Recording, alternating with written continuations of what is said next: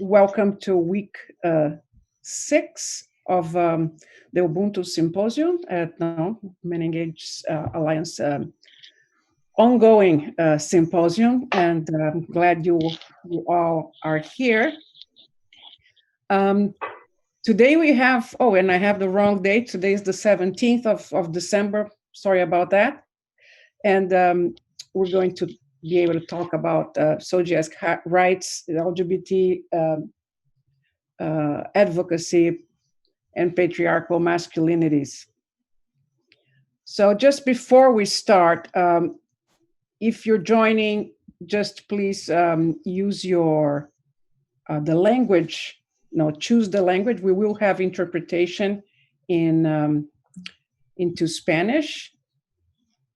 So it's important that everybody chooses the preferred language, if English or Spanish. Even if you speak both and you understand both, don't leave it off. Just choose one so it doesn't interfere with the sound. That's you can use that little globe at the bottom of your screen, and as you click on it, you will see the options. If you want subtitles on another language that's not Spanish or English, you can use the Wordly. It's a service that we have. If you go to that line where there's live streaming, you can click and there will be an option for this system, Wordly, that provides subtitles. It may not be perfect, but it gives an option for people who want to try another language if they're not following the English or the Spanish. And if you are familiar with social media and you want to tweet or to stream the event, please do so as we go. So we will be starting today with a very exciting panel and panelists.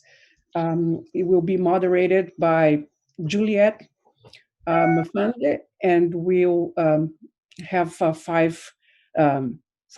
three guests speaking who are members of the MenEngage Alliance SOGIESC Learning Circle. So Juliet is the executive director of AMSHeR and has an extensive experience as a human rights defender and also in the area of rights and HIV prevention and in Africa. So we're happy to have Juliet with us today as a moderator and participating in the conversation as well. So without further ado, I'll pass on the mic to Juliet to introduce our panel. Hello, Juliet. How are you? Hi, Magali. How are you doing? I hope you can hear me. Yes, we can. Yeah. Good afternoon, everyone. Thank you so much for joining us. Thank you so much for the introduction. I think I'll begin right away by introducing the speakers on the panel. I have with me Hernando Muñoz Sanchez. He's a social justice activist and human rights defender. He's also an associate professor in the School of Social and Human Sciences at the University of Antioquia, Colombia. You have to forgive me, my friend. My Spanish is non-existent. What's important is he holds a doctorate in gender perspectives in social sciences from the University Complutense University of Madrid and a master's degree in cooperation and development from the University of Barcelona. Professor Munoz is a member of the Advisory Council of Civil Society at UN Women Colombia. He's also a member of MenEngage Global Alliance SOGIESC Learning Circle and Advocacy Advisory Group. He is also the author of Becoming Men, The Construction of Masculinities from Subjectivities, published in 2017.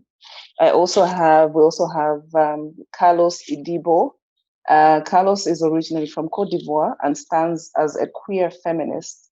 He holds a bachelor's degree in communication and sociology and a pre-master's in socio and community psychology. He is a consultant in sexual health, gender diversity and inclusion, and in sexual health and rights, both at the national and international levels, with a focus on how patriarchy and masculinities manifest themselves within the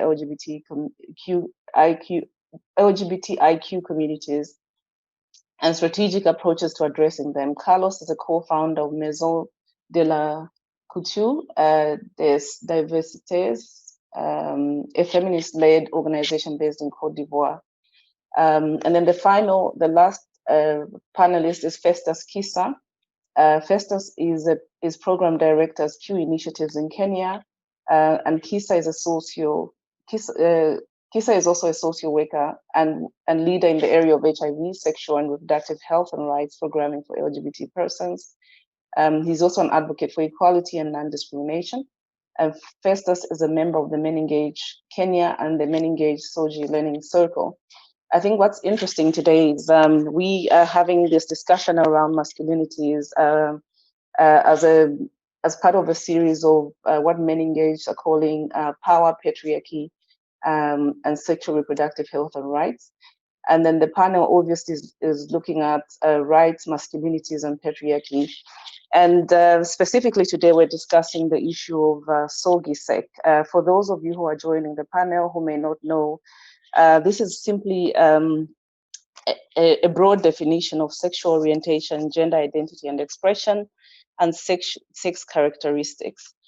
So generally, discrimination based on sexual orientation and gender identity and expression and sex characteristics is prohibited by international human rights instruments, which majority of countries have signed and ratified, in other words. However, persons with a sexual orientation and gender identity that does not conform to perceived norms face disproportionate levels of discrimination, marginalization, and violence. Situations and forms vary according to context, obviously, and of course, the big G, which is gender. And then I think the most important thing is that we need to hear from the moderators, from the panelists who speak to us about the different spaces in which they've been interacting with masculinities within the LGBT movement and within the SOGIESC movement more broadly. So I'll begin with with sharing how the session will run. We'll have a 2 minutes allocated to,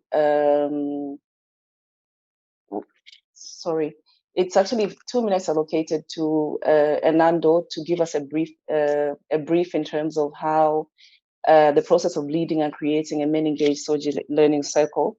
And then we'll have 5 minutes when everybody people can actually ask questions on Hernando's presentation. And then afterwards, we'll have 15 minutes when Carlos will present a paper that he's been working on with MenEngage Alliance to try and arrive at some answers to some critical questions around masculinities. And then we'll have 10 minutes allocated to Festus, who give his comments on the paper and on Carlos and Hernando's presentation.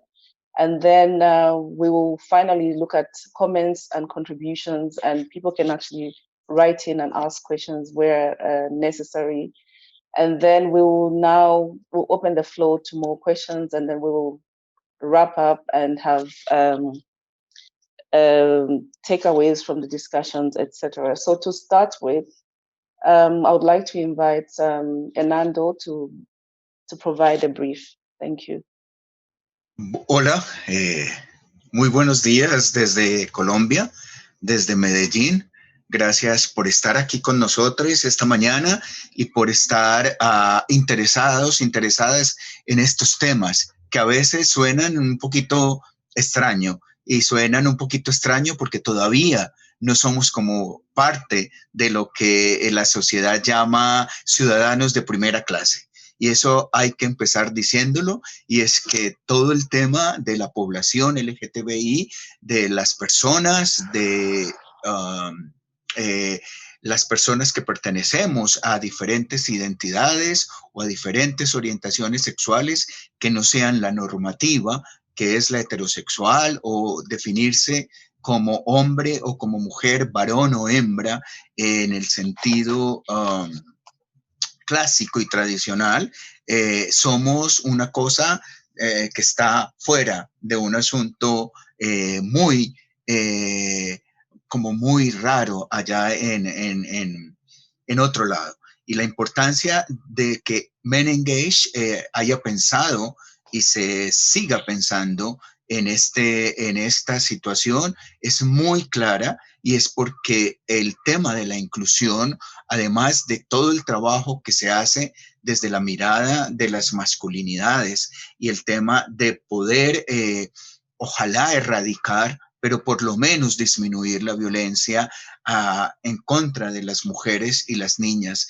especialmente las violencias de los hombres hacia las mujeres y las niñas, y de la violencia institucional que existe. También ha pensado que como una organización que trabaja por la inclusión y el respeto de la dignidad del ser humano, era importante trabajar con este tema de las personas no binarias, o que no pertenecemos a lo que tradicionalmente hablamos desde el género como hombre o mujer. Y este es el grupo, el círculo de aprendizaje, y estamos realmente hace poco iniciando desde MenEngage este trabajo de pensarnos diferente, de pensarnos desde una idea de inclusión y de respeto por la población LGBTIQ+, y hay un asunto muy claro ahí, es que todavía necesitamos, y yo he dicho siempre cuando también trabajo estos temas con mis estudiantes o en talleres o en situaciones, estaba contándoles antes de iniciar que acabo de llegar de un viaje en los llanos orientales de Colombia, muy cerca a la frontera con Venezuela, un lugar, se llama Arauca, en Colombia, hermoso geográficamente, pero muy triste desde el punto de vista de la exclusión de las diferencias, excluyen lo que es diferente, y tuvimos el privilegio de tener un encuentro este fin de semana con Brigitte Baptiste, que ustedes la tuvieron como conferencista en este simposio de Ubuntu, que nos ha dado tantas sorpresas, con tanta gente nueva, pero también con tanta gente de una calidad muy grande. Brigitte es una mujer trans que ha sido, yo creo que es de las mujeres que en el mundo conocen más del tema del medio ambiente, y ha tenido unos cargos muy importantes, pero ahora en Colombia es la rectora de una universidad privada, que es muy importante y que está haciendo visible el tema trans. Y fue un privilegio estar allí, pero también lo que decía es que no solo las personas que no son LGTBI, lo que quiero decir contándoles esto un poco, es que también dentro del mismo colectivo existen muchas dudas, existen muchas preguntas sobre quiénes son esos. ¿Quiénes son esos que conforman ese SOGIESC, ese círculo de personas raras que de pronto no conocemos? Y hay mucha confusión, tanto dentro como fuera. Y lo digo en la sociedad en general. Y lo digo en la sociedad en general en el sentido de que hay mucha confusión. Por ejemplo, se piensa que los hombres homosexuales no somos hombres y que lo que queremos es ser mujeres. Y ahí hay un error de confusión en el tema entre la orientación sexual y la identidad de género. Entonces el grupo, el círculo, el SOGIESC, lo que quiere hacer es también preguntarse por esas cosas, y también introducir dentro del trabajo que hacemos desde MenEngage esa mirada, pero sobre todo con actos pedagógicos, que es lo que yo les decía a las chicas y a los chicos trans este fin de semana. Tenemos que todo el tiempo hacer actos pedagógicos, y a veces los actos pedagógicos lo que necesitan es repetir para que podamos introyectar los conceptos que no son fáciles, y no es fácil. Y yo por eso, cuando también la gente dice es que los padres de las personas LGBTIQ+ no los entienden, también creo que ahí hay una labor para hacer y un trabajo importante para hacer, y es que la sociedad no los ha preparado para eso. a los padres y a las madres. La sociedad no ha preparado para que existan personas diferentes porque siempre nos han creado todas las sociedades con una mirada muy recta, supuestamente, de lo que cabe dentro de una sociedad y quiénes son normales para una sociedad y quiénes no lo son.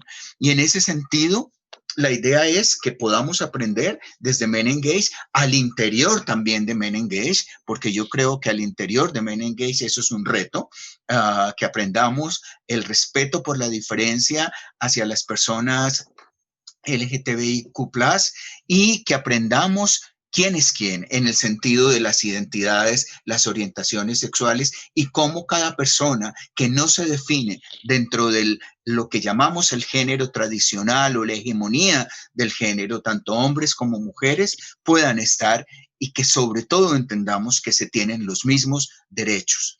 Es decir, aquí dentro del círculo SOGIESC lo que tratamos de hacer es llevar la posibilidad de pensarnos, de aprender, de hacer una mirada inclusiva, pero sobre todo respetuosa, no tolerante. Yo tengo una discusión con la palabra tolerancia, y es que la tolerancia tiene un sentido un poco de superioridad moral. Entonces ustedes están abajo, yo estoy arriba, y como yo estoy arriba y soy diferente a ustedes y no me interesa, pues yo los aguanto, los soporto. Filosóficamente la tolerancia tiene una mirada ahí desde yo les doy el permiso de ser.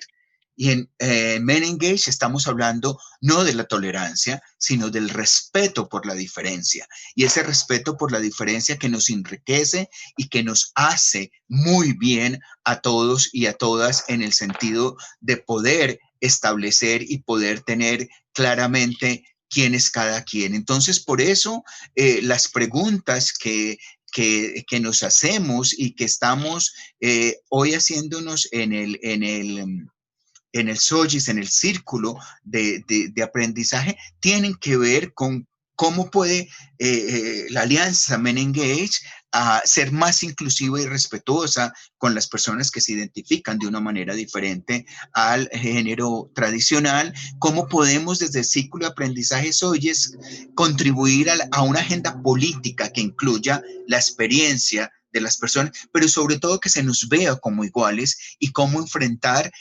dentro del mismo proceso patriarcal, dentro del mundo, dentro del mismo sistema patriarcal que ha hecho de las mujeres que sean opresivas, que sean opresoras, perdón, que estén bajo la opresión de lo masculino y de ese sistema, como también la población LGTB es víctima de esa mirada patriarcal y que debemos de construir y hacer de una manera diferente. Y pues, ¿qué haríamos desde el tema de la visibilidad con una forma para mí, y esto es un concepto personal, mucho más claro, mucho más respetuosa también desde nuestra parte como personas LGBTIQ+, cómo hacemos también para posicionarnos en un espacio político mucho más claro.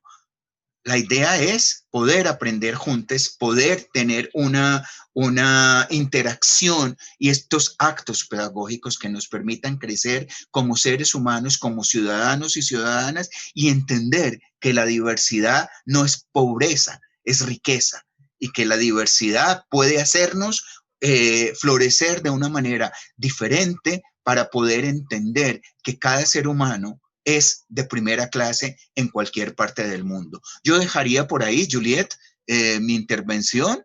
Creo que voy próximo a los 10 minutos y no quiero pasarme. Muchísimas gracias. Thank you so much, Hernando, for that elaborate intervention. I think the fundamentals are shared in your presentation in terms of the importance and relevance of these kind of sessions and the work that MenEngage do, and the relationship between power and all those structural issues and stigma and discrimination towards the LGBT community. And with that, I'm going to invite our next speaker, Carlos, who has spent a considerable amount of time as well working on a research that partially informs this panel. Because MenEngage is an alliance that seeks to challenge the norms, the social norms that contribute to stigma, discrimination, and attitudes that deny LGBTIQ people the same conditions and protections that apply to cis, gendered, and heterosexual persons when exercising their rights. We will be keen to hear from Carlos on how the journey was and what key learnings he can share from the preliminary reports that he's been working on. Carlos. Mm-hmm.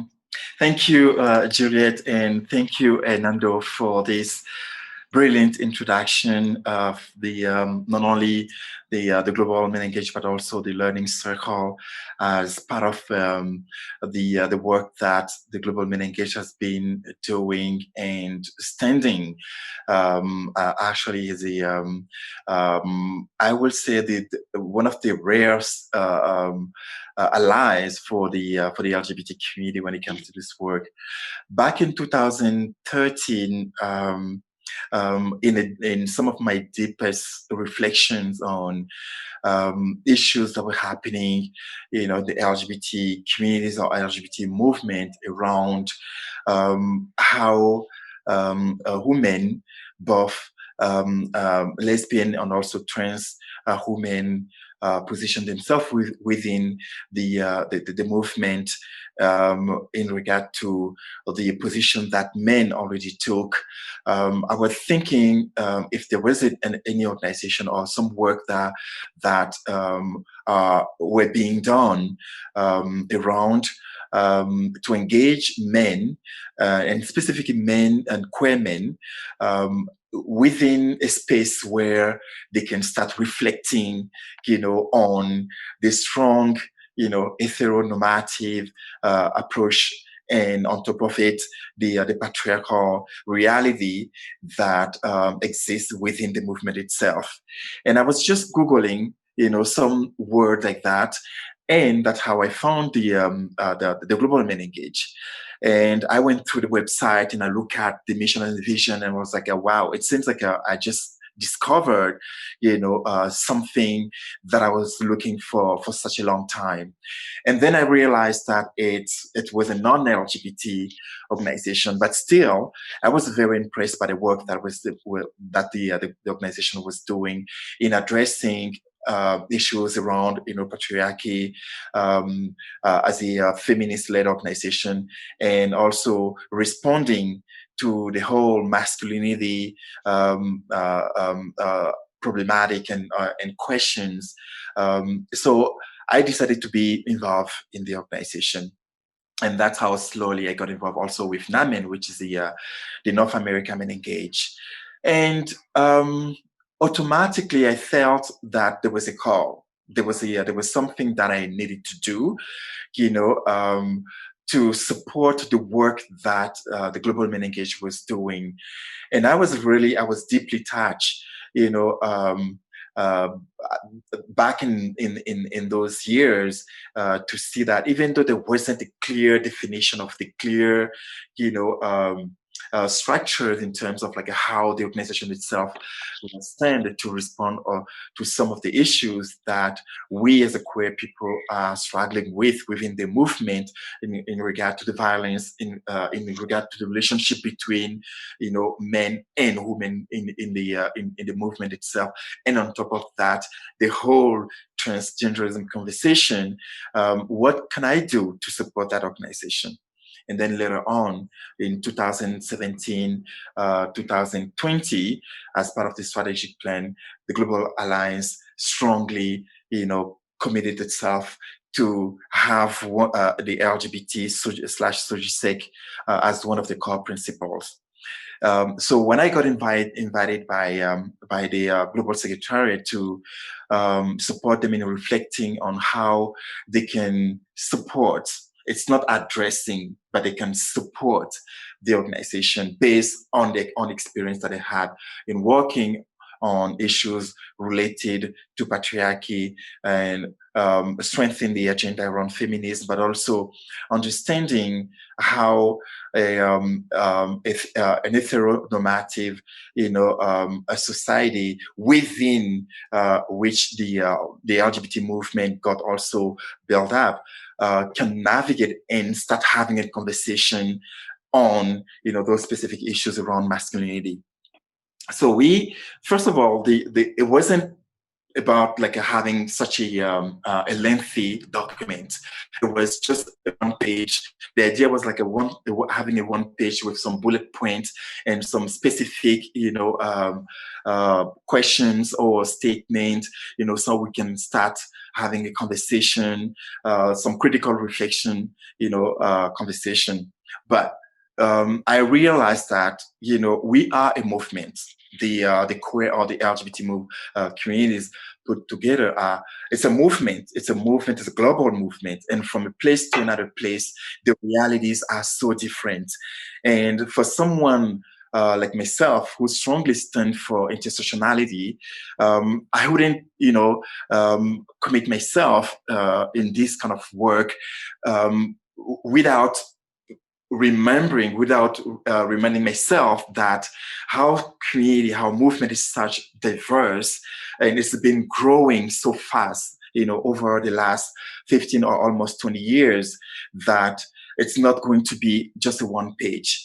I need to talk with leaders. There are some people with strong leadership profile across the globe, and who have been doing a lot of work in some very difficult condition, in hostile situation, but who also come up with some of the conversation to understand the diversity of the community, but also the complexity of our communities. So for me, that was a very important aspect of the work. Another aspect was also the historical, because when you look at, even though when I take, for instance, the case of Ivory Coast, even though when we start building the movement in Ivory Coast, one of the things that we trying to discover or trying to understand is what happened in the state. So the state became the reference, even though that was the case. But I was quite aware that within the African continent, a lot of work already has also been done, in places like South Africa, in places like in some of the countries that I take as a reference myself, and where some of my mentors, when I got involved in the movement, were coming from, for instance, Zimbabwe, Botswana, some South African countries. And I clearly told myself that I need to connect with folks to understand the historical aspect of putting together this, document. Another aspect also was about the language. We noticed that the language itself used within the movement, it's primarily come from the Western. So my curiosity was like, if we are going to put together such document, what are we thinking in terms of what is the language that is being used when it comes to talk about LGBT realities?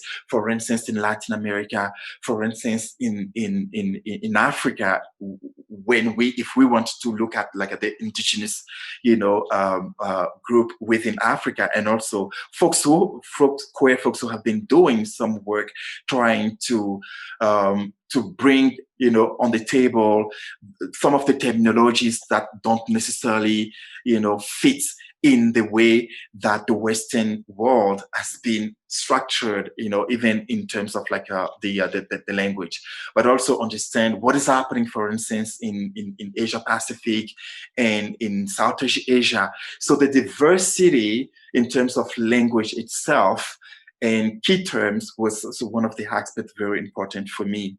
So trying to navigate through the historical aspect of the of putting together that document, I couldn't miss, I couldn't put aside the terminologies and the language used.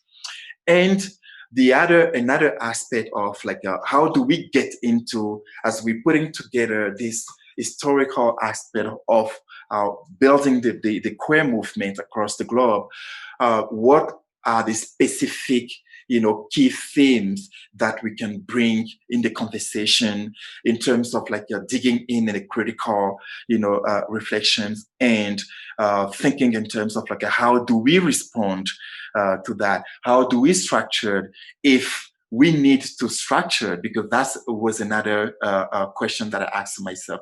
If we're having that conversation, do we need it to happen in a very structured way? Do we keep it, in an informal way? So everyone in the community that necessarily have the same, for instance, academic level, don't necessarily use the same language, can understand what is the kind of conversations happening, around the reality that we're facing. And the major topic in this document, or to say the two major topics in this document, were around, what is the reality when we talk about patriarchy? What is the reality when we talk about masculinity? What does it mean when we're talking about when we're giving the microphone to folks who identify themselves as a man? What does it mean for them when they're navigating through the space? And some of the key point that came out is that patriarchy, we cannot separate, the concept or the reality of patriarchy from what we as a queer, communities or movement have been experiencing in the way we have been addressing. And historically, listening the narrative to folks that I got the opportunity to interview or to have an informal conversation with, there was this aspect of, when the movement started in my country, it's clearly targeted men. It was literally around men's sexual health, and a lot of organizations got built up around that aspect. There was a lot of funding, in sexual put out there for men's sexual health, but also for HIV, for the simple reason that HIV was, one of the target population were men. So the funding couldn't, get used to address other issues than that. But the other reality is that when we were talking about building the movement, the queer movement across the globe, we didn't say that we were building the movement just for men.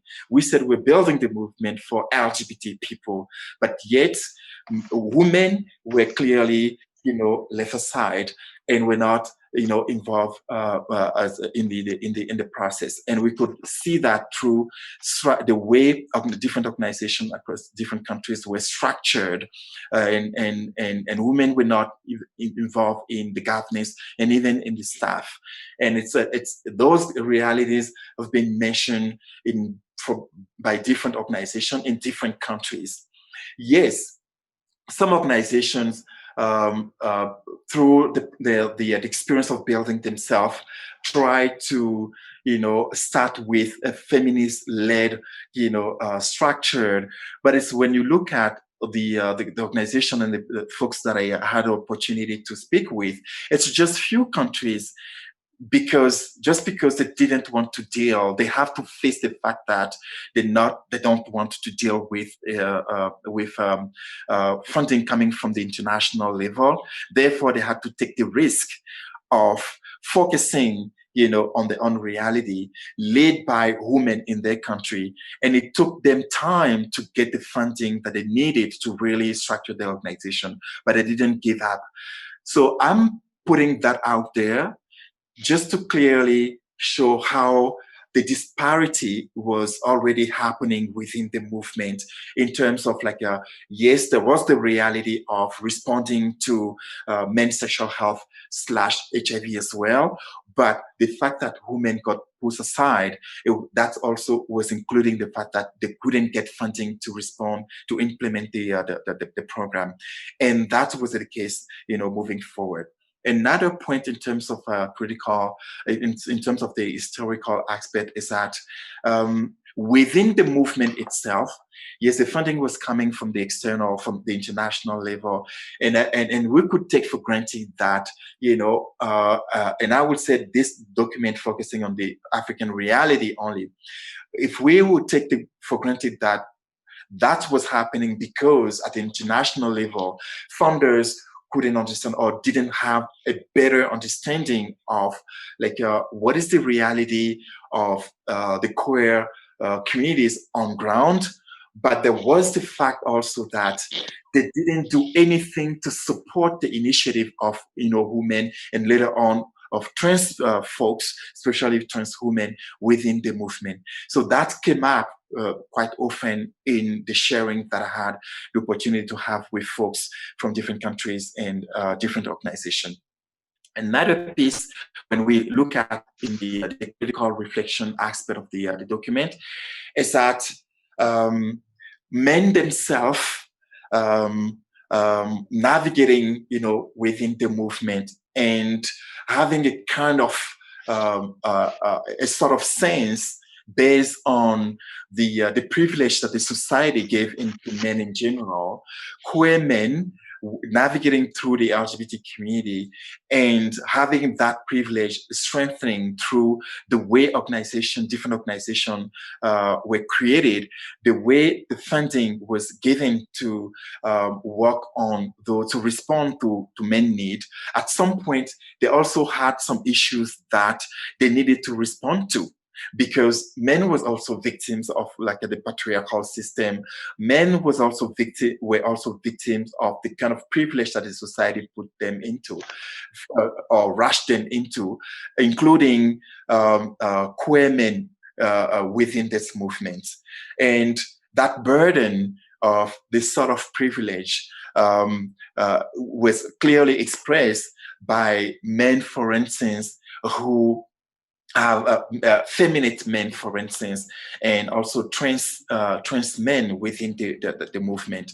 If you're not being rejected by the fact that your appearance is not too masculine, you're being rejected by your sexual position within the movement, because clearly, once again, the patriarchal system is speaking here as a masculine, person, based on the way that the society has been defining, what masculinity is. So the sexual role is also coming to play a significant, role here within the way patriarchy and plays within the LGBT movement. The third aspect as part of that was how do we address, those issues? And I believe that where the global MenEngage Alliance has a significant, role to play as an allyship. But also, it's very important to acknowledge that as a non-LGBT organization, there are some realities, some queer realities that the global MenEngage needed to understand. And as I said, because of the intersectionality, of our realities, but also from a geographic zone to another geographic zone, the way the movement got built up, it's a completely different. We're speaking the different language. In some countries, in terms of terminologies, folks using, the local language, and they have some local language also to survive. So those are some of the aspects that, as an ally, in building the allyship process as a non-LGBT organization, I wanted to bring, in that document. At some point, I decided that we should wrap up, not wrap up because the conversation is ending there. I decided that we should wrap up the document so we can send it out there, within the movement, but within also to a certain audience that can bring also the perspective and the uncritical reflections, so we can strengthen and we can dig in, we can better work, on developing this discussion, document. But clearly, one of the important aspect here is the allyship that we as a learning circle, that I try to support, the secretary, the global secretariat to build up. We should come together to strengthen that movement. So I will stop here because that's where we are for now. And I think if we have questions or through Festus' comments, both on Hernando presentation and my presentation, I can dig in and come up with some of the other aspect as part of this document. So thank you so much for paying attention to what I shared. Thank you so much, Carlos. I think that was a very exhaustive presentation from your side. The participants must be, I think, excited at learning a little bit more about that. But first, I want to go to Festus. Festus, working at a national level, I think I want to take this conversation to last year when the whole world was excited. Myself and many other human rights defenders and activists at the potential news that would have come out of Kenya, which would have been decriminalization or striking down of certain laws that that actually criminalize LGBT people in that country. So what was your experience, just very briefly, and then how do you link that into the conversation that the introduction that Hernando made, and also the findings that Carlos presented? Okay, over to you. Thank you very much. Hello, everyone.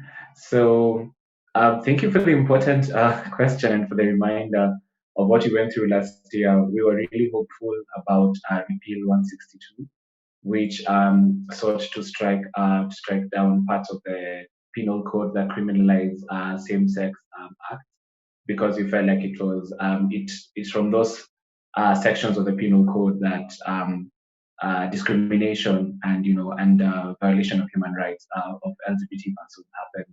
Of course, we were disappointed that it did not go the way we wanted to. But one thing that we learned was the solidarity. I think the case itself brought many organizations in Kenya, like we had to be united and identify that this is an area that this is something we want to pursue collectively. It also helped us in identifying the allies that we can work with, and they showed up in terms of providing advice, listing themselves as and joining in the case. So that was the show of solidarity was really beautiful, and we had activists coming from different parts of Kenya going to Nairobi to take part in that. We also noticed funders and partners and allies asking in terms of like the embassies and the High Commission, asking how do we support in such a way that it doesn't take attention from the case, and which we felt was profound, because normally we find people just want to insert themselves and make it an agenda, but this is a cause that activists in Kenya carried close to their hearts, and we dictated, not really dictated, but we basically stated our terms as far as how we want the case, the optics of the case, and what the final outcome would be like. Of course, we are filed for an appeal, and we are hoping that we'll continue to do more documentation and prepare ourselves so that whatever the reasons the judges cited in their judgment, something about not having enough evidence of human rights violation, and other societal attitudes, that this is a non-issue, that we should be focusing on other important things. We are back to the drawing board, making sure we get all the I won't say ammunition, but it sounds lethal, but getting all the material we need to be successful in court the next time. So that is with regards to the repeal. But of course, personally, I was shattered. I was heartbroken. I thought that there have been very progressive rulings in Kenya, especially around transgender individuals and intersex persons. Like we know, last year when we were doing our census, we introduced the third gender marker, which is intersex, and it brought about, and I think from the census, we have like 2,000, around between 2,000 and 3,000 intersex persons in Kenya, and I thought that we would be able to have leverage on that, but sadly that wasn't the case.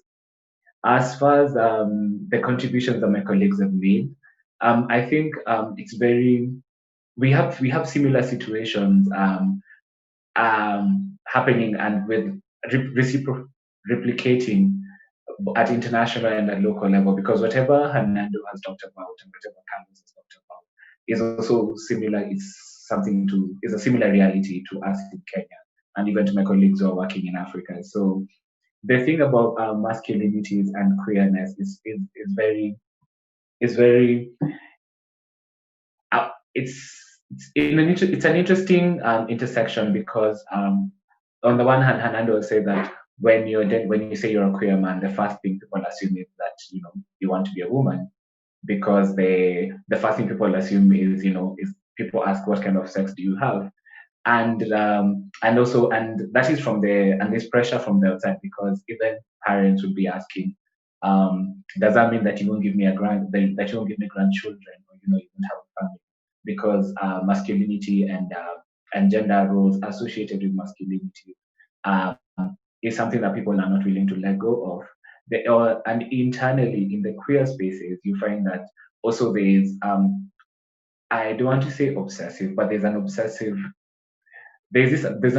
with masculinity within the queer spaces. So even in the dating scene, words like masculine, or total man, or real man, or things like that, you run into those words a lot.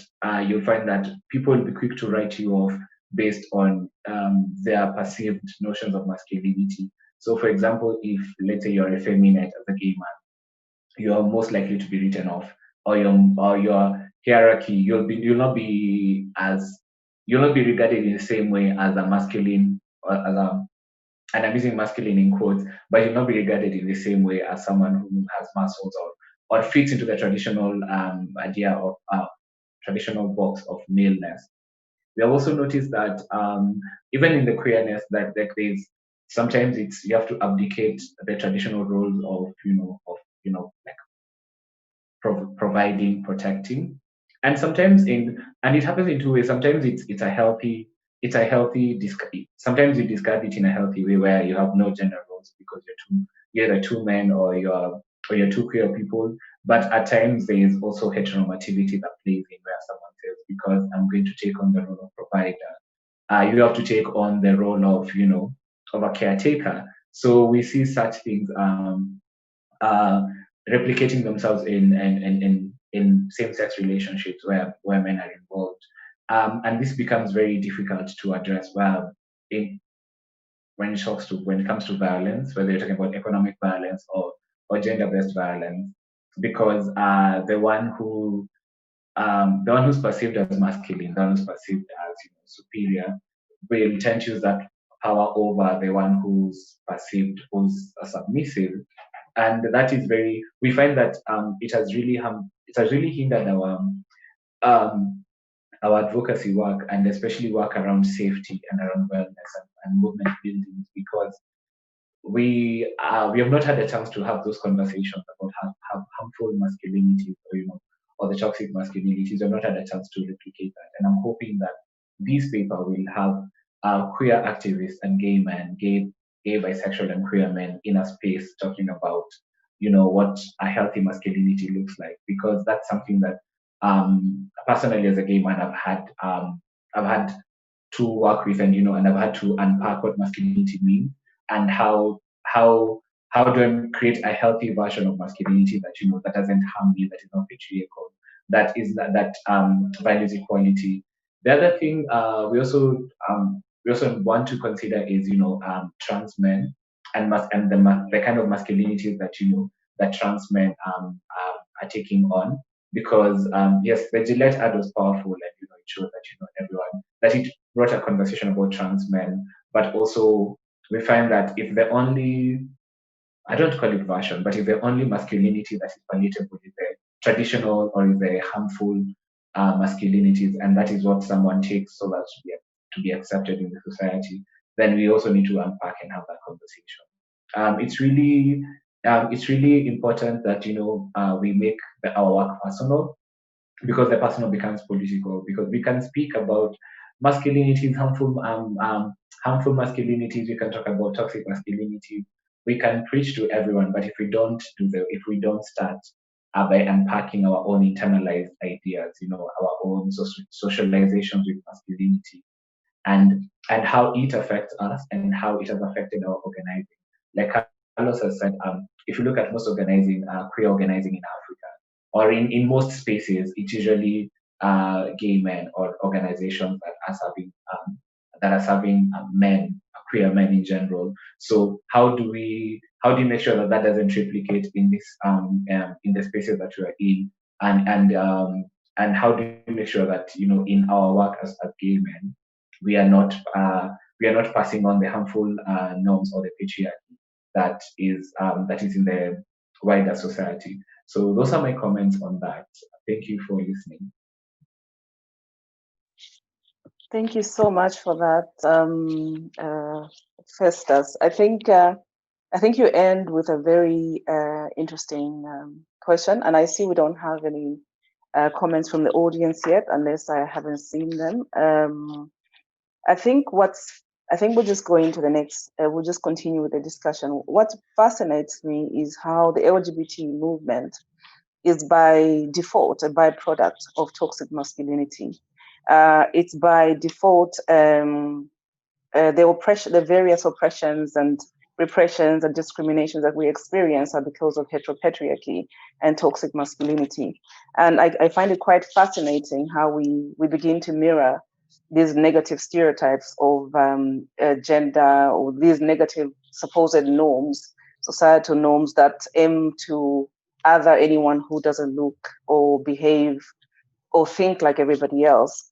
I wonder, and Carlos explained this in his earlier intervention around how the historical relevance of LGBT organizing in Africa primarily came from, was rooted within the HIV and AIDS response, and that most organizations were predominantly then led by and for men. It's very interesting that I sit at AMSHeR, which is the secretary to 18 LGBT or MSM-led organizations that were formed 10 years ago. So, which means that the founders of these organizations are primarily older than 10 years. And you'll be fascinated to see that out of these 18 organizations, only one is led by someone who identifies as a female.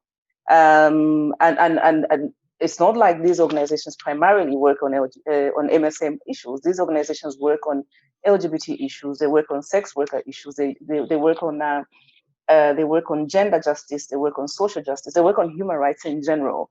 But as LGBT people, as gay men, as men who have sex with men, we find ourselves becoming the gatekeepers of this movement and preserving it for ourselves and turning it into, I'll reference it as a boys' club. And then we have our allies on the side who now begin to reflect or mirror whatever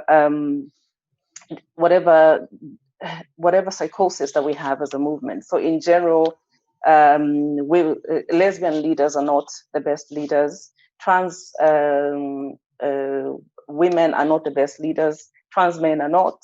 And then the young people, and then there's all manner of intersectional discrimination that happens, that is also exacerbated by ourselves, to ourselves as a movement. And when I use the word movement, I want to highlight the fact that and the LGBTIQ movement is not a monolith. It doesn't operate or exist within a continuum, but there are forces outside, including issues around funding that detect how we behave, how we treat each other, how we consider each other. I wonder, and coming back to allies, there are many LGBT organizations, LGBT people and movements globally have many allies. Some allies are there for when LGBT organizations are weak, and they can be fiscal hosts and they can get money. And then when LGBT organizations become stronger, all of a sudden there are issues around capacity, institutional strengthening, and all of a sudden problems arise. I wanted to ask Hernando first, what has been your experience of pushing the SOGIESC conversation, obviously working with the Global MenEngage Alliance within the Global MenEngage itself? Because I'll be interested to know what the conversations have been like at that level. The second question I have for Carlos is, when you speak about the fact that there's a history of organizing in Africa, and you speak about these sex and gender roles that manifest or that are at play within relationships within the LGBT movement. What do you see as the antidote to that, to the levels of toxic masculinity and how they show up? And for Festus, I have a question around how, at a national level, at a national level and in countries that clearly discriminate against LGBT people, how do you organize without reinforcing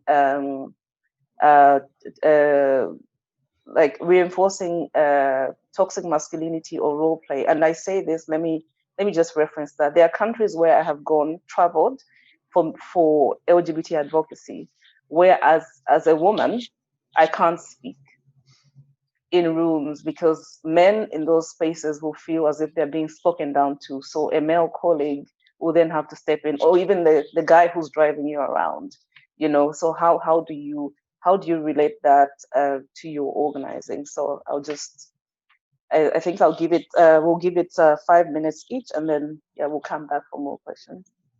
Thank you. Hernando. Ok, yo quiero empezar, si me permites, Juliet, haciendo unos pequeños comentarios sobre lo que expusieron Festus y Carlos, ¿está bien? Y luego me voy con la pregunta. No me paso de los 5 minutos, espero. Una cosa es que, ¿está bien, Juliet, que haga eso?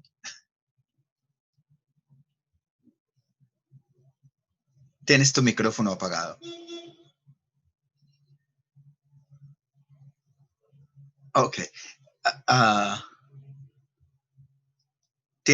Juliet, tienes tu micrófono apagado. No, I think because of the translation. Oh, okay. All right. Okay. Sorry. My microphone was off. What I had asked was, what has been your experience of pushing the SOGIESC agenda within the global MenEngage Alliance, considering that it's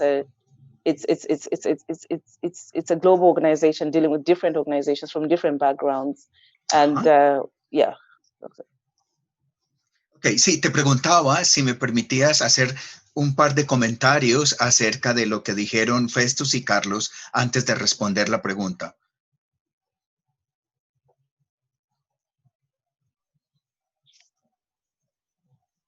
Ok, la idea es que me llama la atención lo que Festus decía al final cuando hablaba, y es que hay organizaciones que solo le permiten estar a los hombres, hablar, estar y trabajan con los hombres, y yo le añadiría los hombres heterosexuales, en el sentido de que son los hombres heterosexuales hegemónicos que están bajo esa tradición con los que se trabajan, porque también parte de la confusión es que los hombres homosexuales no somos hombres, y entonces de nuevo a lo que Carlos decía al comienzo, tenía que hacer todo un trabajo de cuáles son ciertas conceptualizaciones y demás que se hacen ahí, y me parece importante aportar un poquito al asunto de que también y también como lo decía Festus, siempre se piensa en que los hombres homosexuales queremos ser mujeres, y la idea es tratar de diferenciar entre el tema de identidad de género y orientación sexual.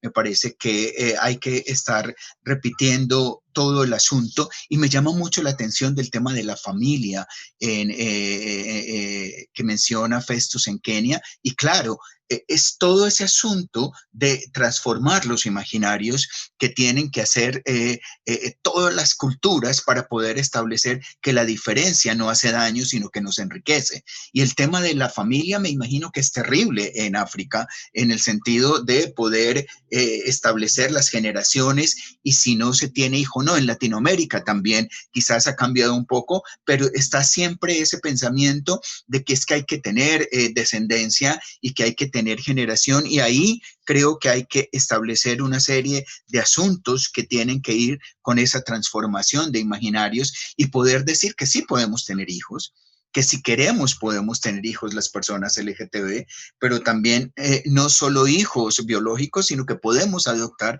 que es igual que tener los hijos, y ir ampliando ese espectro de lo que significa la familia y lo que está haciendo. Yo creo que eso, por ejemplo, es uno de los aspectos que tenemos que seguir conversando en el SOGIESC, el tema de las familias y el tema de las familias conformadas por personas LGBTIQ+, y que son familias igual que las demás familias. Es decir, tenemos que tumbar y deconstruir ese tema de la familia tradicional nuclear de papá, mamá e hijos, y poder establecer otro tema que creo que es importante que sigamos hablando en cuanto al asunto, es cómo establecer que también dentro de la población LGTB tenemos que ser autocríticos y tenemos que mirarnos también. Muchas veces Juliet me hacía pensar que no solo cuando ella está en un lugar de espacio donde los hombres no dejan hablar, los hombres homosexuales también hacemos eso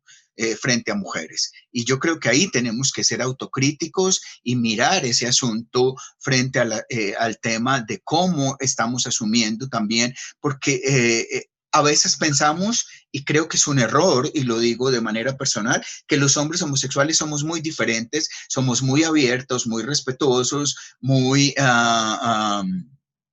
inclusivos, y no, fuimos criados en la misma cultura, y aquí yo mismo me estoy criticando, fuimos criados en una cultura patriarcal y machista, y llevamos mucho de eso, y todo el tiempo tenemos que mirarnos y casi que sacarnos de la piel eso que está ahí y que también nos hizo. Entonces creo que es otro aspecto que tenemos que trabajar en el grupo del círculo de SOGIESC, porque es un asunto de autocrítica, y también el hecho de que MenEngage tiene que tener una mirada también frente a las mujeres lesbianas y la inclusión de mujeres lesbianas es muy importante, y cómo las mujeres lesbianas deben estar también actuando, porque también reciben violencia, etcétera, etcétera. Yo creo que hay un asunto muy claro que también tenemos que establecer, y aunque no hagamos cambios estructurales fuertes, en el círculo tenemos que proponer cambios estructurales donde se visibilice a la población LGBTQ+.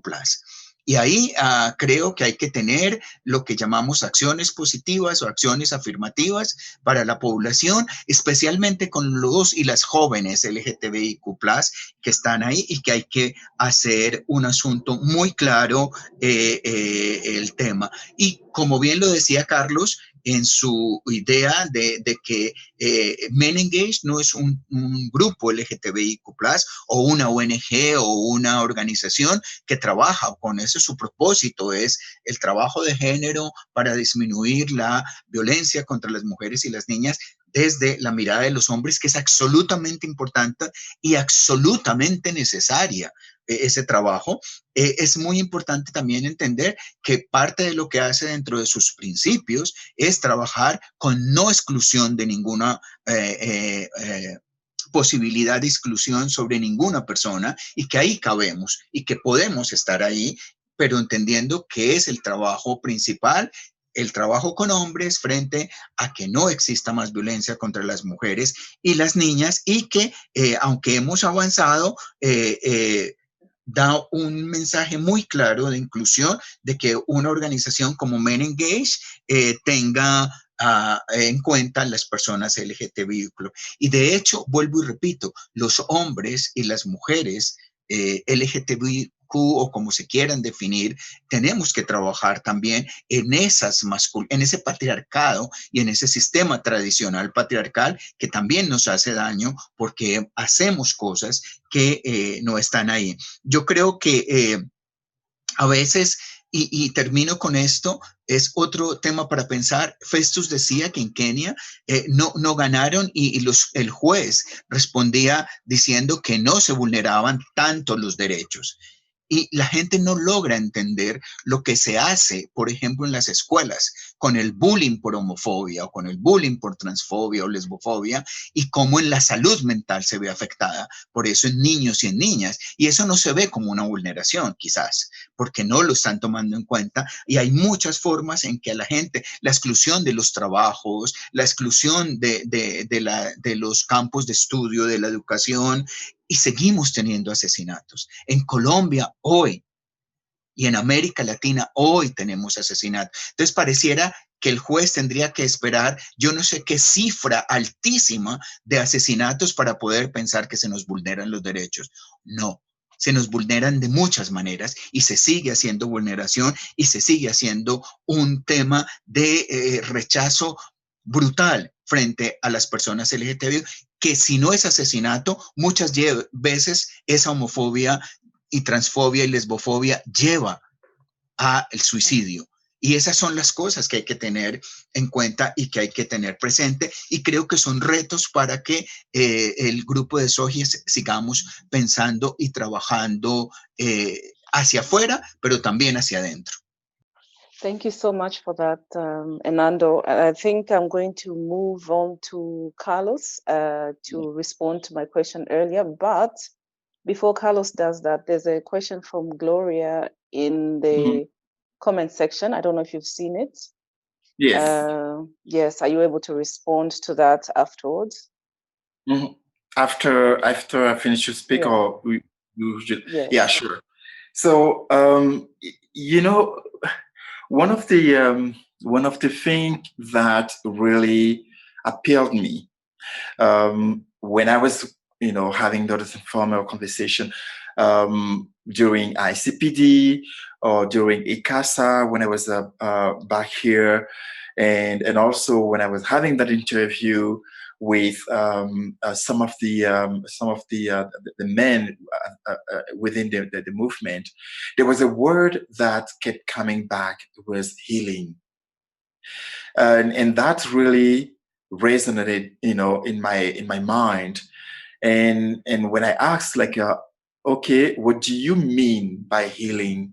And some folks were like, well, the violence that has been happening, in the movement, men reproducing or continuing, exactly what patriarchy has shown in our society, in terms of violence against, women, and the same thing that the queer men are doing within the queer movement.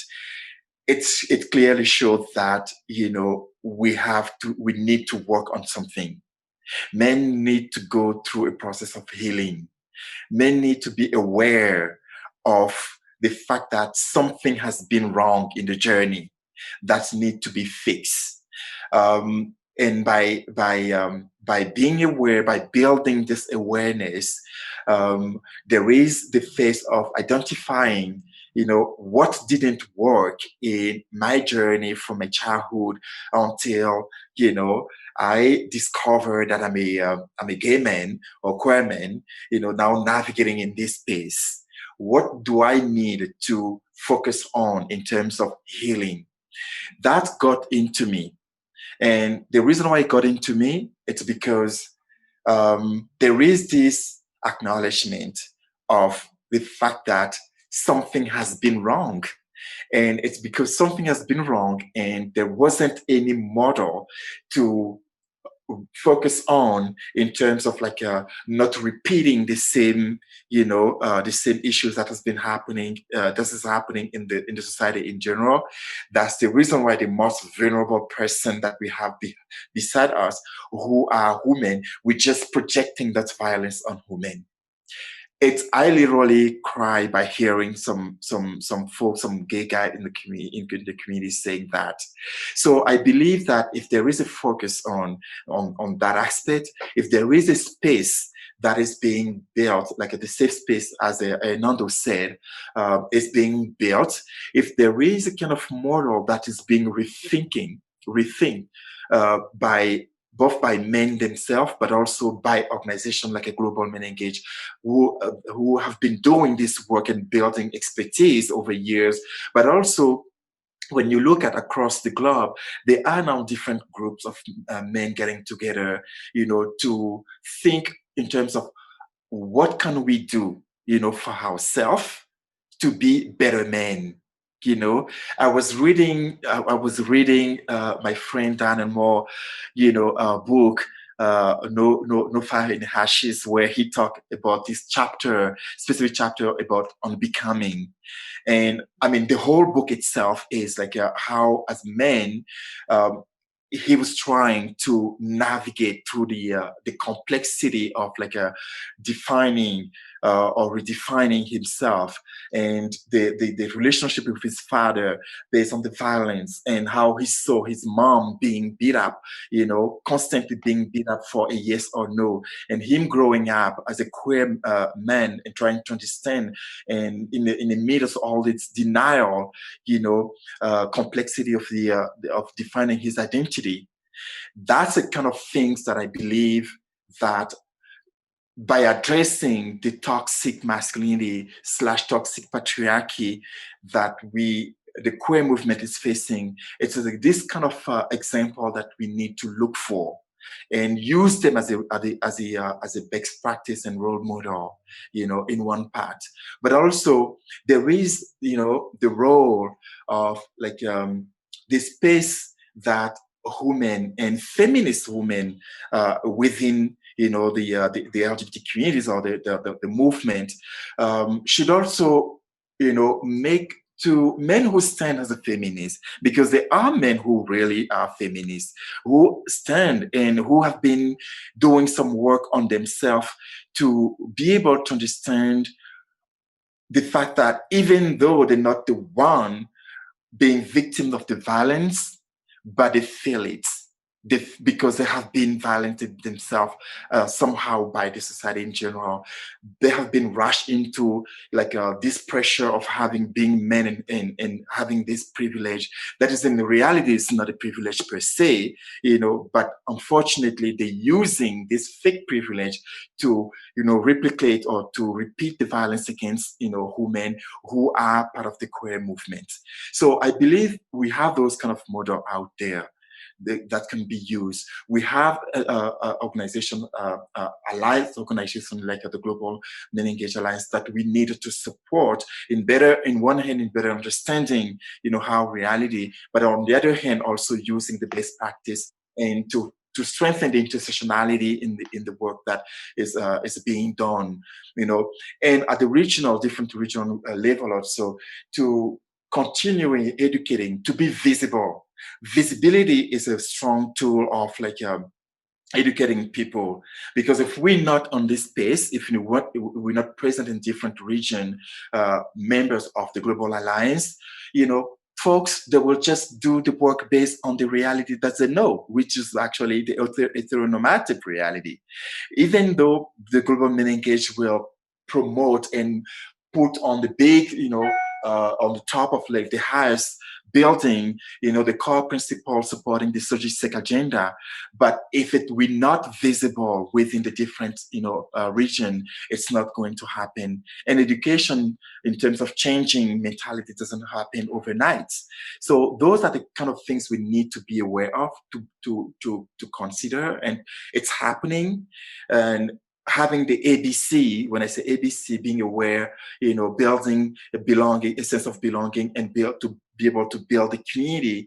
It's through that, the visibility and making this space so men can have that conversation among themselves, but also having the conversation with women themselves, so we can better understand, what is the gap, what is the thing that has been holding us like back to speak, to share our experience, to be emotional and not hold those, things that have been constituting the violence as we have been growing up and discovering, how sexual orientation and gender identities in building this queer movement.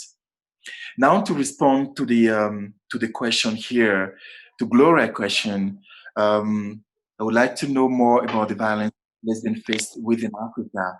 South Africa has had higher numbers, but I don't know if things have changed. No, Gloria, things have not changed. In fact, it's so sad to see that lesbian women in the African continent continue to face different forms of violence And on top of the fact of what trans women also facing, there is this culture of raping in South Africa that is still continuing.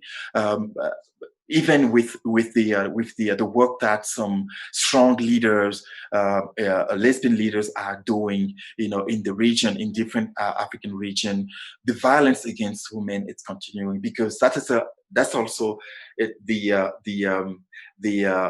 proof that the toxic patriarchal or the harmful patriarchal is being strengthened and being reproduced through not only the structure, the institutions, but it's become so systematic that it's just happening for a yes or no issues. It's just happening. So we need also to pause a bit and reflect on that matter, because the violence is coming both from heterosexual men and also from queer men.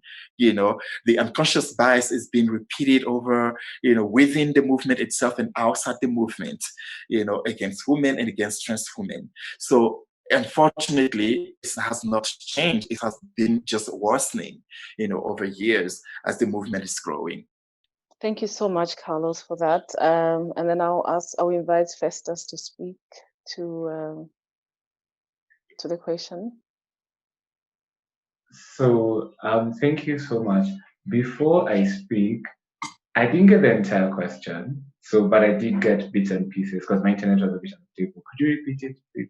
Okay, it was just my where I just wanted to hear your reflections around how toxic masculinity is mirrored within the movement at a national level, considering the cultural elements of the spaces that we navigate as activists every day, but more so focusing on countries that still have criminalization as an enforcer of that discrimination of LGBT individuals in those countries. Yeah. Okay.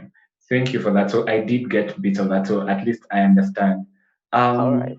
So I will start with, I wrote some quick notes, but I feel like masculinity, there's a friend of mine who posted something on his Facebook, and he said that masculinity is a burning house, and gay men keep trying to get into that house because by virtue of being queer, you're not, by virtue of being gay or being bisexual, you're not seen as man enough. So it's something that we are constantly working towards, like we really want to be accepted. And masculinity is a burning house that's not benefiting anyone. Even straight men, are not dealing with the short end of the stick, but people keep holding on to masculinity because it's what will give us. It's what gives us power over everyone else. So having said that, I want to say that the reason why toxic masculinity and just unhealthy masculinity generally is being reflected in our movement is because even in queer movements, sadly, we are not fighting for equality.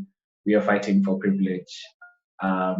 Because even in the organizing, you find that we try, even it's not like at first when movements begin or when people are doing when community organizing is happening, it's really unfair that the only model of power we know is the one that's presented in the wider society. That's the only kind of organizing we know, where there's hierarchy, where there's power, where there's someone to report to.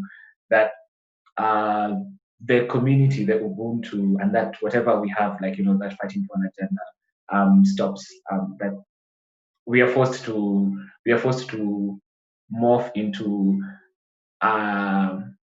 other organizations that are in the system. Sometimes people have said it's donor funding because they keep before you receive money, they tell you what's your structure, who's the head, who's the lead, and if you don't have a lead, you're not eligible for funding.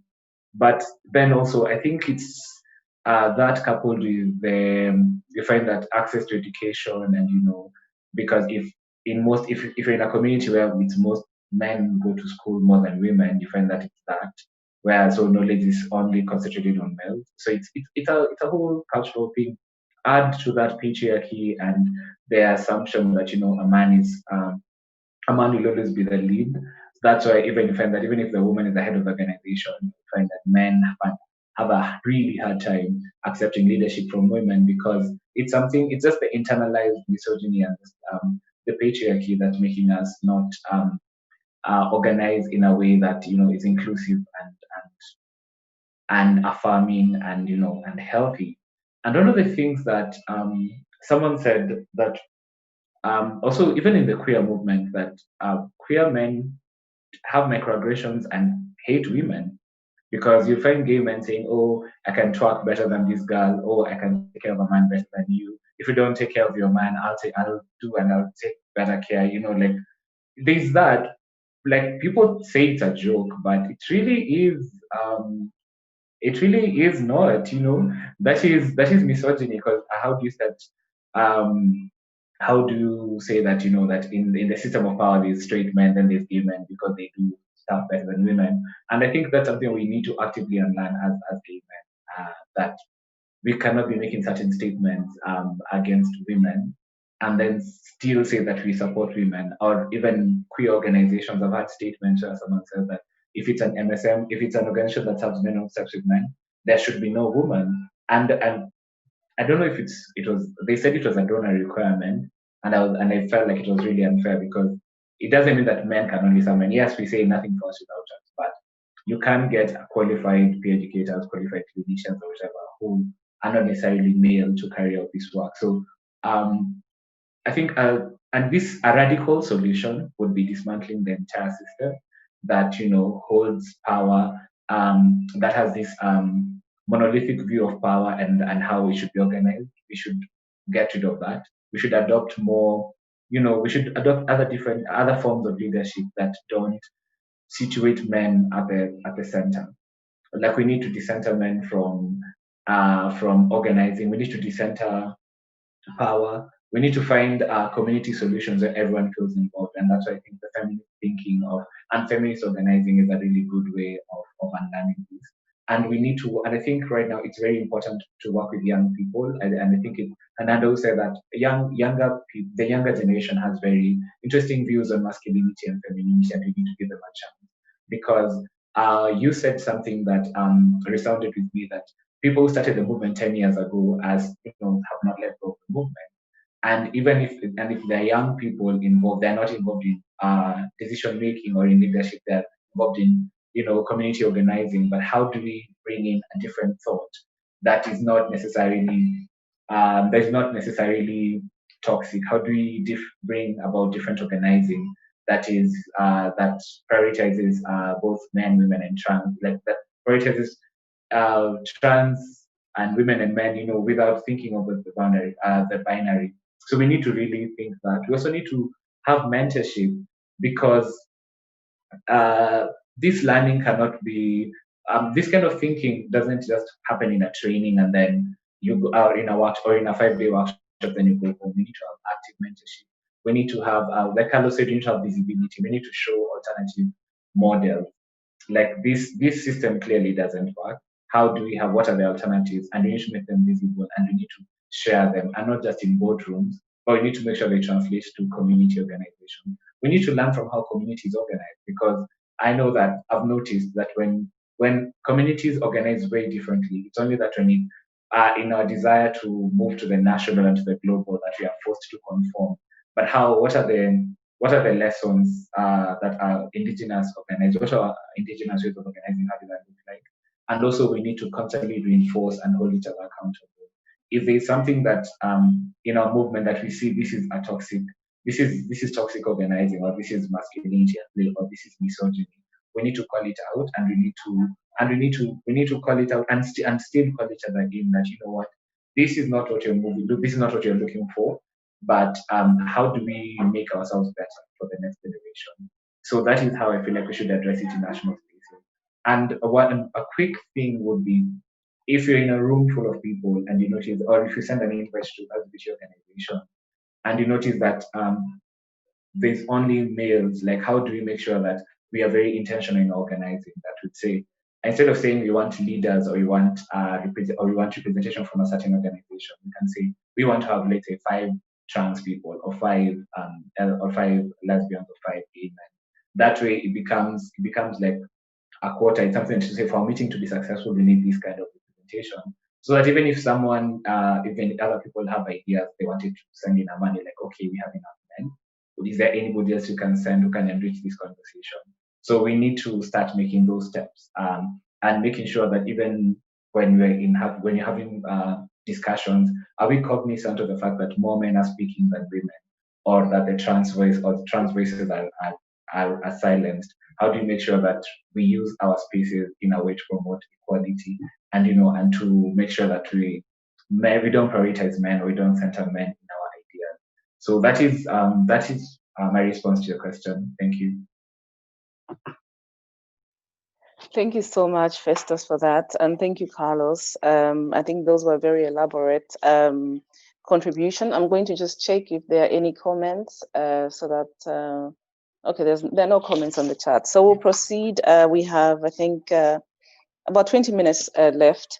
So I'm going to take this opportunity, seeing as we have no questions, to speak about something very critical that's happening around the world, which is the COVID-19 pandemic. And it's we are aware that LGBT communities, or individuals who fit within the SOGIESC spectrum, are usually on the margins, socially excluded, economically excluded. Our organizing is tedious, it's painful, it's a process that is sort of like a rite of passage for many people. Carlos spoke about healing. It's a movement that actually breaks you. That every once in a while, as an LGBT human rights defender, if you can afford it, because sometimes it's like choosing between eating and breathing, you have to kind of like step back and heal and come back into this space again. How do we see this? How do we see this affecting our communities? And before I go in there, I'm going to read something that was written, that I extracted from an article that Graham Reed, whom most of us know, who's the Human Rights Watch LGBT director. He wrote about the LGBT movement and the relationship with the pandemic. He says, on the one hand, identification based on sexual orientation or gender identity is the basis for solidarity across lines of difference. On the other, an critical look at nominally shared experiences risks obscuring stark inequalities along real socioeconomic differences. And I think sincerely we are living in this moment. And I would invite Hernando to speak just like for 3 minutes about what interventions the MenEngage Learning Circle, the SOGI Learning Circle is doing or thinking of in terms of trying to consider how LGBT people specifically will be affected by the pandemic. And Carlos, as an African, but also as an activist yourself, what do you see from a regional perspective that regional organizations can do to sort of like support LGBT, like specifically grassroots organizations in Africa? And Festus, for you, I'm thinking more about the individual on the front line who's working on these issues at home. How are they doing? How are they eating? How are they living? Especially that in Kenya, you have the Kakuma refugee camp. How are LGBT refugees experiencing this moment? Yeah, thanks. Hernando. Gracias, Juliet. Yes, yo lo que creo es que esta es una tarea muy próxima que tenemos que hacer ya de lo que está viniendo con esta pandemia y lo que ha venido, y vemos que está peor cada vez en los países, en Europa y en América Latina, de nuevo cerrando por un segundo brote de la pandemia y demás. Y como tú bien lo dices, y aquí pasa todo el tiempo, y en Latinoamérica pasa todo el tiempo, me imagino que en África será igual, el tema de luchar por respirar o comer, especialmente para las mujeres trans, pero en general para muchos miembros de la población LGBTIQ+. Creo que es muy importante establecer cómo podemos ayudar y apoyar a nuestros compañeros en cuanto al tema de su vida y cómo proteger su vida. Y desde ahí, eso también verlo como un derecho. A veces pensamos que el tema de los derechos nos incluyen, hacemos respuestas de litigio, respuestas desde el derecho, digamos, civil y demás, pero también podemos dar alimento. También necesitamos entrar a este tipo de asuntos, y los grupos y las asociaciones y diferentes colectivos en cada país tienen que establecer, y quienes tenemos un poco más de privilegio porque tenemos un trabajo o porque tenemos una estabilidad, tendremos que mirar hacia ahí. En Colombia se ha hecho, se ha trabajado. Yo hago parte de Colombia Diversa, de la Junta Directiva de Colombia Diversa aquí en Colombia, y hemos hecho un trabajo específico frente a la población trans de conseguir con cooperación internacional, pero también con nuestros fondos, un bono para poder establecer y poder tener claro que ellas puedan, especialmente ellas y ellos, algunos trans, personas trans, puedan tener las necesidades básicas establecidas. Por ejemplo, un problema que no habíamos visto, y es el tema de las personas trans que están en trabajo sexual, que tienen que tener cada día la búsqueda, pasa en Colombia y no sé si en otros lugares, la búsqueda de cómo comer a día. Y ese es un asunto absolutamente claro, pero no solo cómo comer, sino dónde vivir en el día a día. Y existen en Colombia estos hoteles que ellos y ellas tienen que pagar cada día.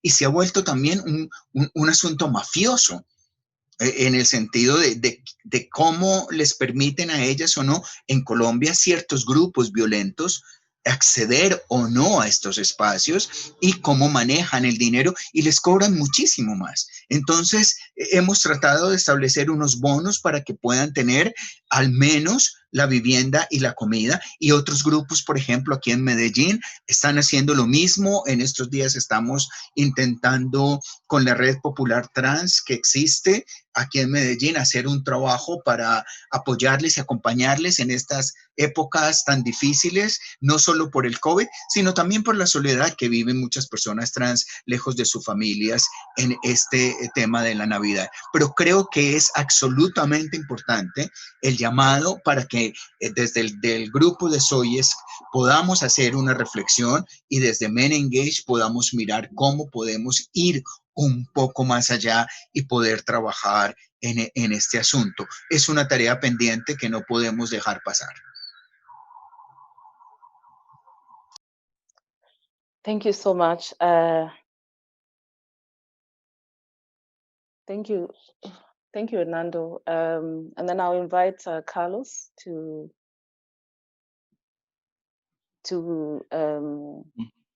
comment and to also speak to the last to the question that I asked.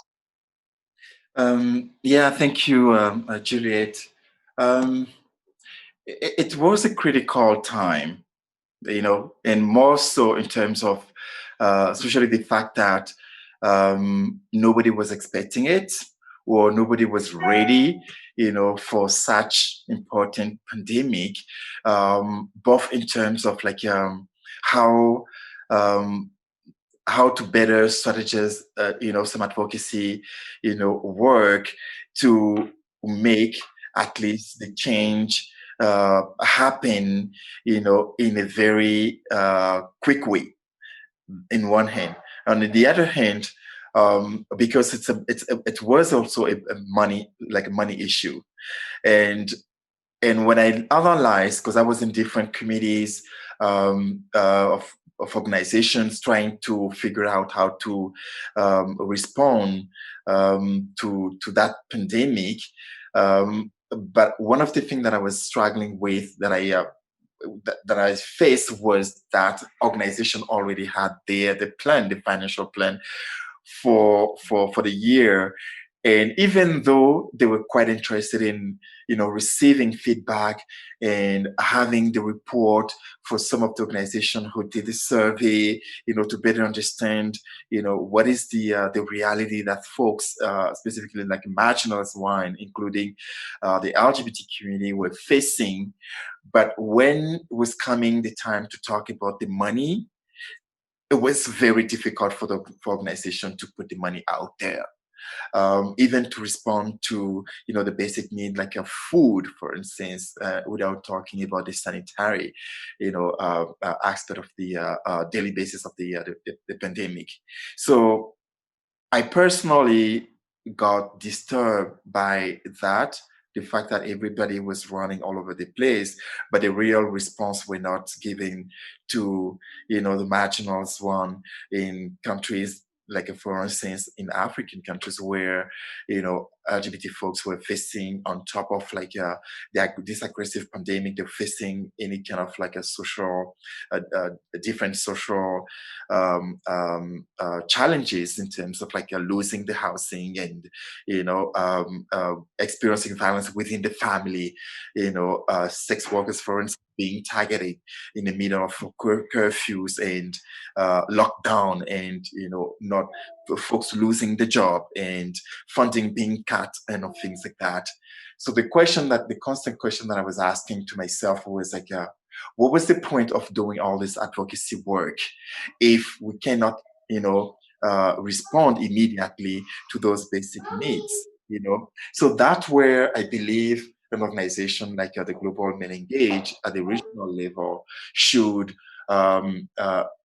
maybe next time, because the pandemic is still happening, even though they're funding the vaccine and they're talking about funding the vaccine, but it's the struggle is going to continue at least until the end of next year. So one of the things that an organization like a Global MenEngage should do is really to look at, and I'm not saying that it should police each regional organization member of Global MenEngage, but it's also to ensure that the funding that they're giving to each region, has a component of LGBT to respond to LGBT needs as part of the work that they're doing, because that's also the way an ally. That's also how allyship is being should be manifest itself within the work that we're doing. It's not just to to express the support and that's it, but the support comes with some specific need, such as financial support. And I know that the Global MenEngage has been supporting the regional organizational network to do the work during this pandemic. But what I wasn't sure about is what each region has been doing to support the agenda of LGBT folks as part of the target population, that they work with, and more so during this pandemic. So for me, that is a critical thing, to respond to as an organization that want to stand as an ally. Thank you so much for that, Carlos. I'm going to invite Festus to maybe comment and also share his reflections. Thank you so much. It's interesting how when we started conversations around COVID and its effect on the people, one of the things that stood out for me was the frontline workers, those who are involved in doing the community work. And Q Initiative had to reflect internally, how prepared are we for our volunteers and the people who actually do work, those who are not on full salaries, how are we making sure that their livelihoods can be sustained? And I think it's a call to action for many organizations. How have we structured power? How have we structured our pay? What's our pay situation looking like? Do we have money concentrated at the top, and then we have people at the bottom as volunteers? What is our health coverage looking like? Do we provide medical insurance? What are our working conditions? Have we been able to adjust to working from home, or should we force people to come to the office to do the work? So I think those conversations have helped us to really reflect also on our priorities. Like when we say we're doing advocacy work, who are we advocating to? What does our budget look like? Is our budget just meetings and trainings and workshops where we have people who don't have, people who don't have money for dinner, and yet you're spending a lot of money lobbying parliamentarians or lawmakers or other people? How do we redefine our advocacy work? How do you redefine lobbying, and still make sure that you prioritize the queer communities, the SOGI persons themselves? How do we center them in our work? Because yes, you might think yes, human rights is important, but so you can't advocate for people who are dying, like, and not just from homophobia, but from systemic oppression, from hunger, and from lack of housing. But how do you make sure that we change our advocacy to reflect on the lived realities of the people on the ground? The other thing that I've also thought about is socioeconomic rights. We focus so much on violence. We focus so much on we focus on one human rights violation, which is maybe state sanctioned, but you don't focus on these other things like, how do you hold the government accountable for not feeding our citizens? How do you handle corruption?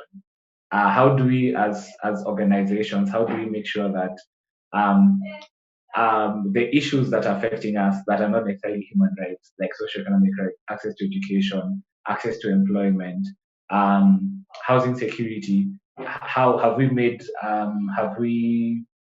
have we covered that so that it's when you go to talk about violence that is faced by queer people, there's also economic violence, there's other things, so we need to have that.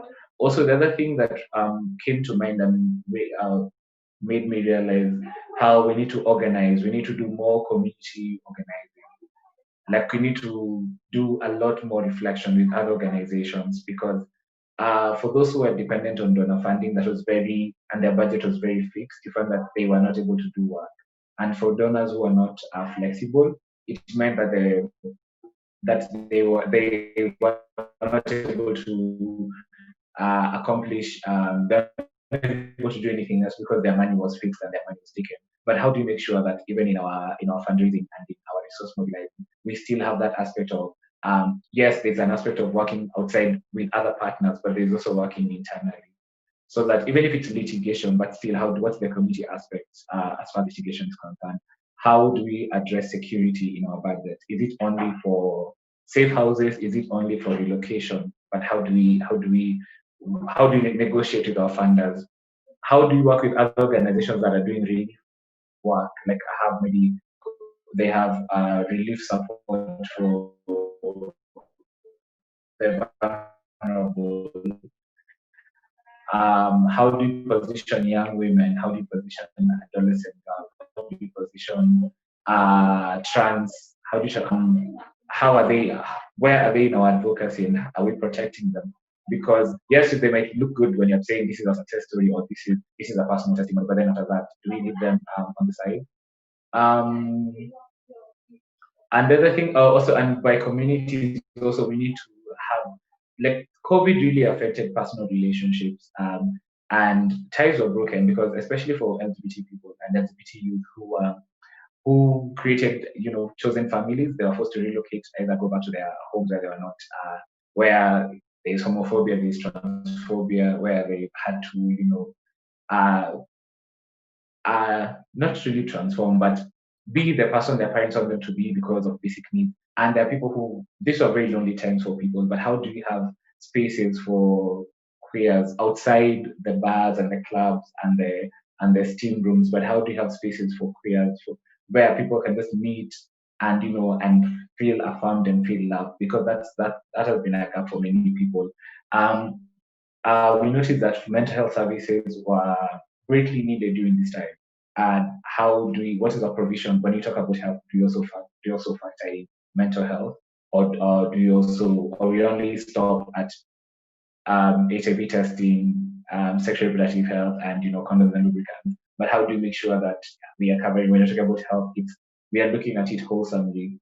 So those are the conversations that I feel like we need to have, because not only do people feel not only do people bear the brunt of COVID in terms of unemployment and homelessness and food insecurity, but also loneliness and and anxiety and so many other things. So we really have this pandemic has given us a chance to really rethink what our priorities are, and how we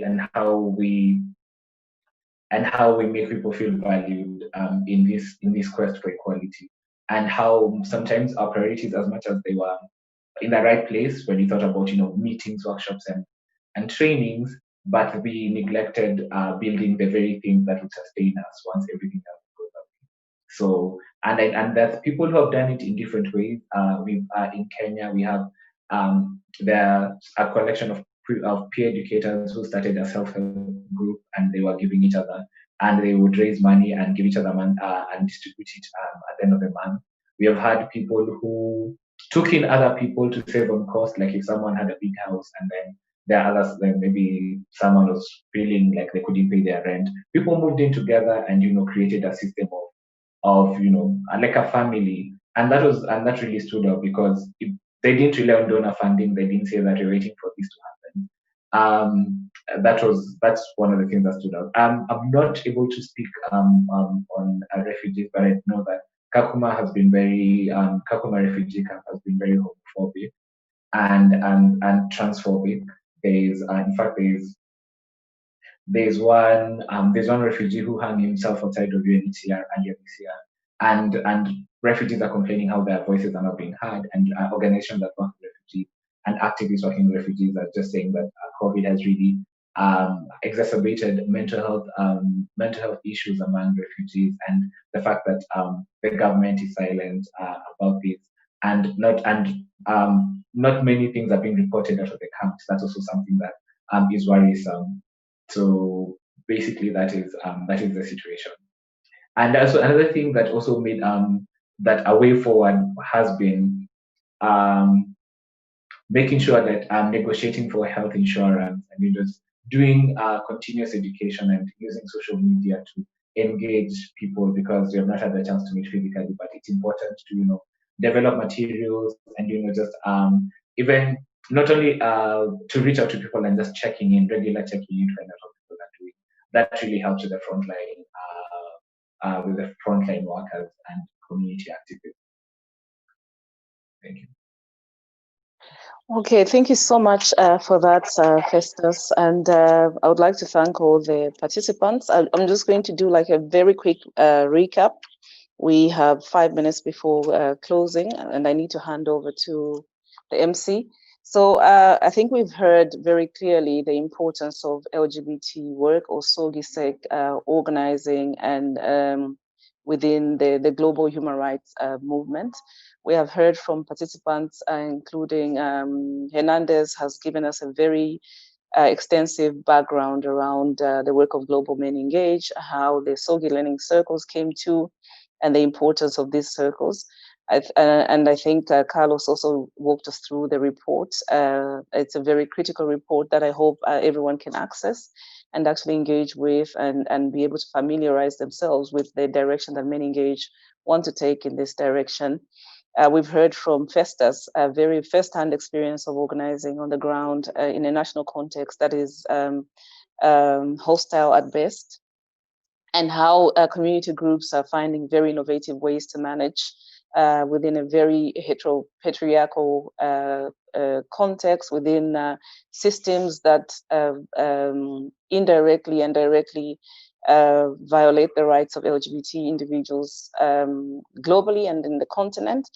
And with that, I want us to just take a moment to reflect on why, for most of us who work in this movement, we need to remember why we do this work and why this work is important beyond self-preservation or beyond accessing certain structures of power.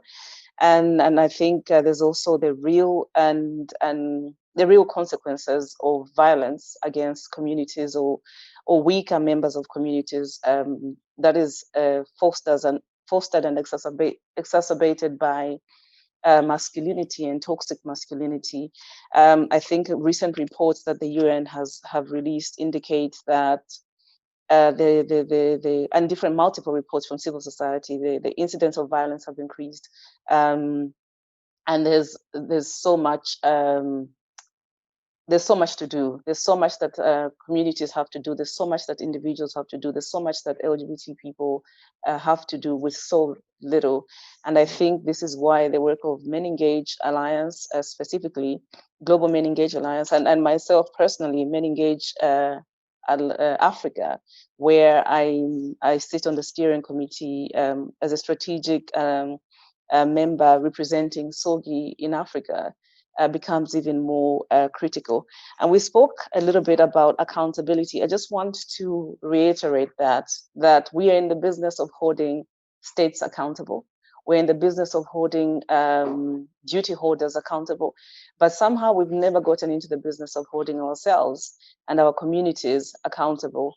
And I'll just briefly share an incident that transpired in July. In July this year, myself and a group of four other women and femmes decided to hold someone accountable for misogyny, microaggression, and you name it. The list is long. The stakes were very high. The stakes were actually in excess of $2 million on the table. We lost, and we lost the money because the reprisal was swift and it was very deliberate. The intention was to silence the voices of women in rooms.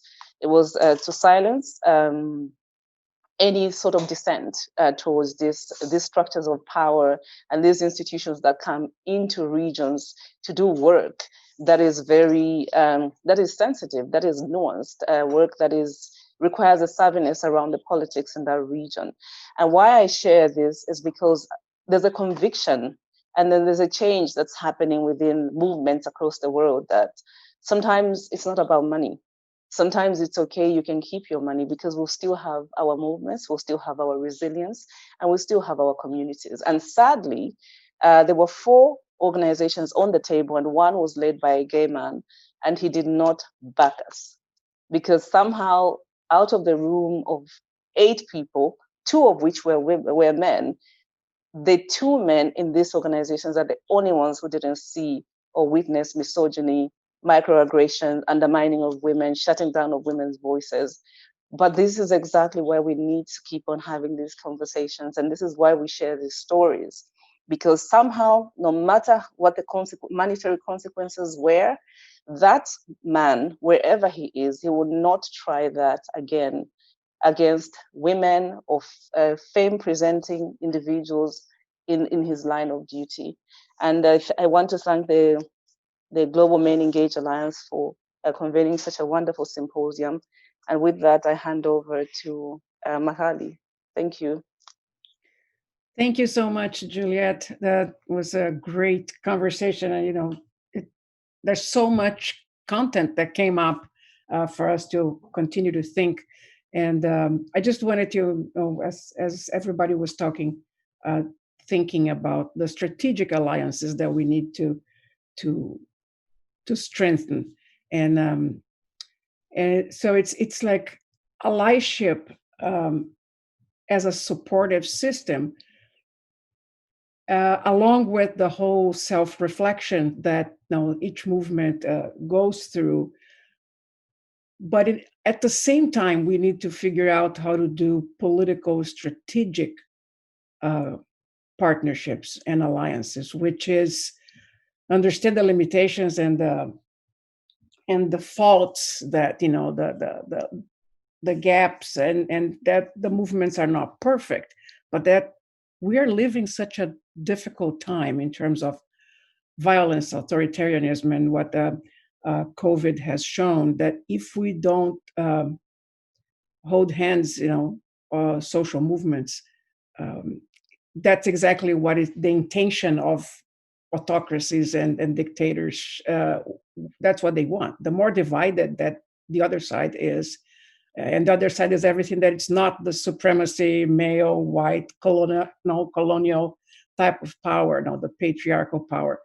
So I think we need to figure out how to support each other, and not only as individuals, but as movements, and speak similar language, and so we can amplify our voices, because the moment is really tough. We will continue to have conversations. We're going to have a break for the holidays, where if you come to the Ubuntu Symposium, there will be a recording, in some of the days of the opening sessions and some most relevant sessions, but we'll be back live on the week of January 11th.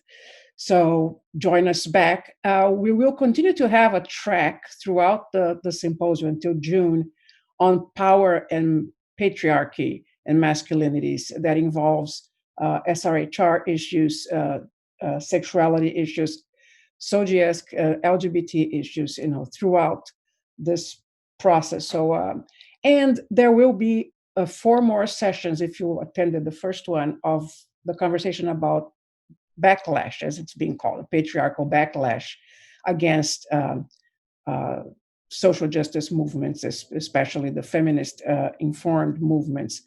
So these are going to be very interesting conversations about all these nuances that you all brought up, the economic power, how you impoverish social movements, how you silence social movements, and how you criminalize people. And all those things are part of a structure that it's not only patriarchal as a historical thing, but something that's happening right here, right now, in terms of power dynamics and governments and legislations and whatnot. So I just wanted to bring you, look up at the symposium program, the sessions on backlash, as it's being called.